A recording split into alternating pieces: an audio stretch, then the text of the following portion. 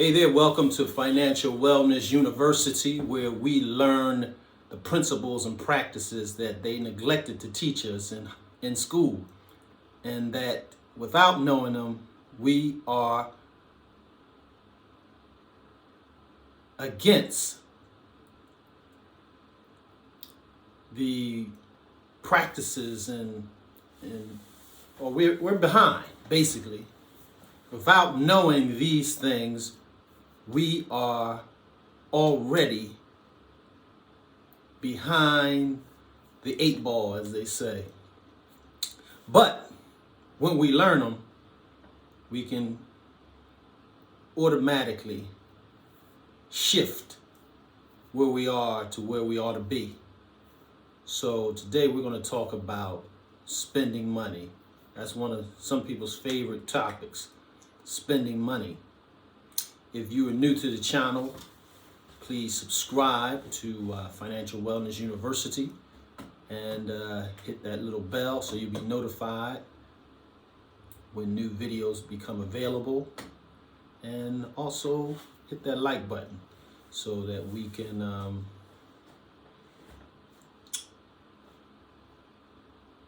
help the YouTube algorithm spread this video. And also you can share this video with others that may not have seen it. So today we're talking about spending. Stay tuned.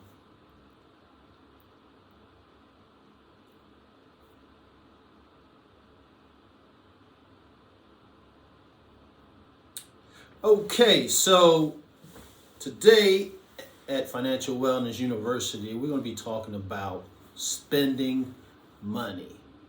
And as you can see from the thumbnail, when to spend. When's the right time to spend? I mean, we don't just earn money just to accumulate it and let it sit.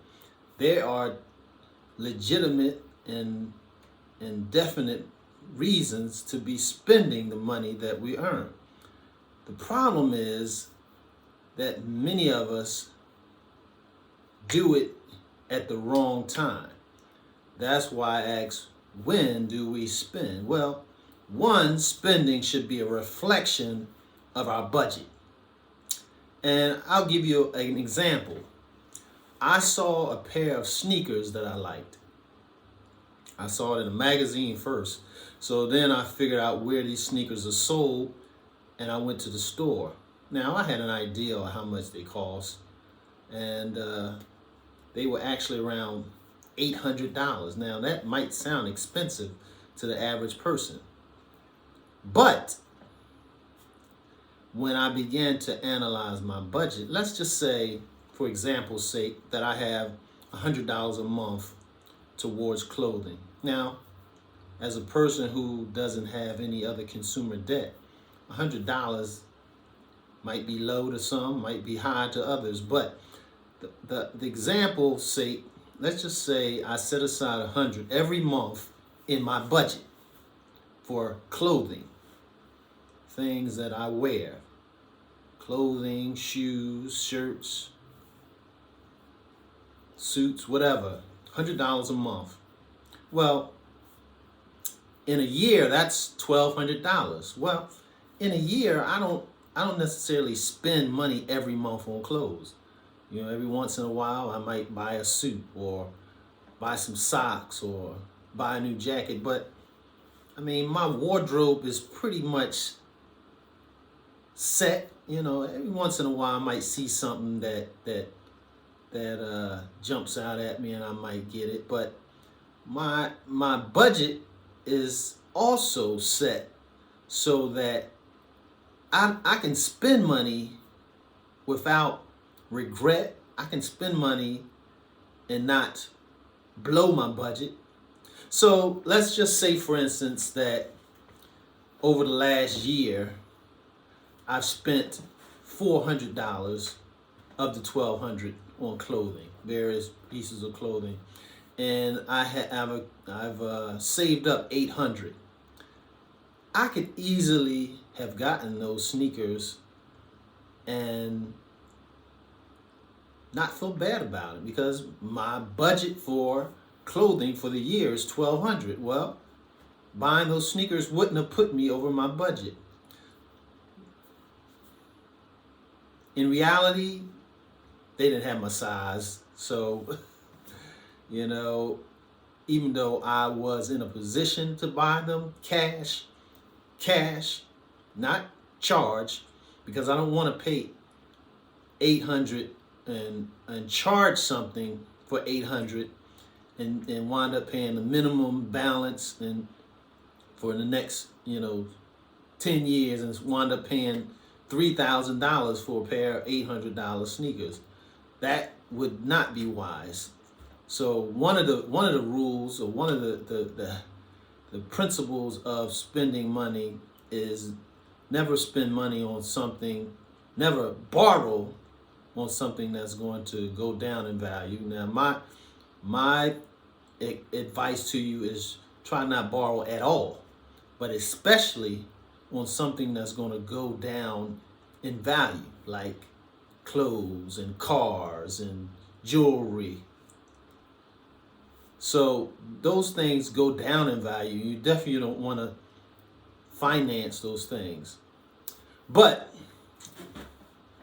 what you buy should be a reflection of your budget. So, for instance, if you like shiny jackets, well, if it's within your budget, buy as many shiny jackets as you like. Now, somebody else might. So spending is a matter of preference, but there's some principles around it that we should not ignore. And one is, let them be a product of your budget so that you don't upset your budget in order to buy something that you see and want to be impulse to get it. That's, if you can't control yourself in the mall or in a certain store, then don't go to that store unless you have the money to buy what you may look at and find. So that's another way of protecting yourself, protecting your wallet, protecting your financial future, is don't go places that will tempt you to do something that will set you off. So, and that can help you in a lot of other areas, but we're just talking about finances right now. But if you have it in your budget, go for it. Now, we shouldn't have $300 in our budget and we're only paying $100 towards debt. Now, this is not the budget talk, but I think it should be a balance. What you're spending should be a balance, should be a reflection of your overall budget.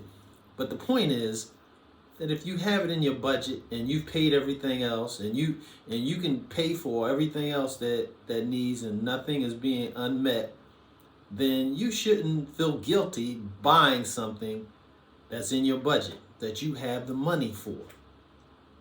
Now, before I leave you, one, I want you to remember to hit that like button to so that we can get this video seen by a lot more people. If you hit that like button for me, thank you. And also, before we go, I just want to give you 3 words to remember. Because sometimes it's not just a matter of having it in a budget, but it's a matter of having a priority system in place. And I've learned 3 little words when it comes to having the money leave: give, save, and spend. Give first, save second, spend last. Why do I say that? One, if you mix it up, you're going to offset something. If you save first, say for instance, then you're neglecting something, someone or some organization that could benefit from you. And as I said before, giving counteracts greed. And so when we save first, we may be able to give some, but we're going to spend, okay, maybe not too bad, but a vast majority of people spend first. And when you spend first, and especially if you don't have a budget, if you spend first, you're likely to save very little and give absolutely zero. If you spend first. So the order in which you do these three things matters a lot in helping you to have financial wellness. Give first, save second, and then spend. Give first, save second, and then spend. And all three of those things should still be in your budget. But we know certain things come up. And in a way to control out of control spending is to make sure that giving and saving is out of the way as soon as we get paid. That's one way to make sure that we always have some money, that we always save before we even start paying bills. We always give a little and save a little before we even start running down our budget. That's why those things should be at the top of our budget and spend last. So just to recap, give, save, spend. Have spending be a reflection of your budget. Spend in a way that shows self-control by not going to places that are going to make you spend more than what you've allocated. Now, if you really like clothes, and this is the last little caveat, start a clothing fund. That way, every time you get paid, you start a little bit, you put away a little bit into an envelope, if you will, or a jar or something. And after a while, you can go crazy with spending because you set aside that money. But the ideal is that you control the spending and the spending doesn't control you. So I certainly hope this video has helped you in trying to decipher when's the best time to spend, when should I spend, when should I not spend. Give, save, and then spend will be sort of a mantra that you should practice when it comes to having your money go out, and it will help guide you along the way. So thanks, and be blessed.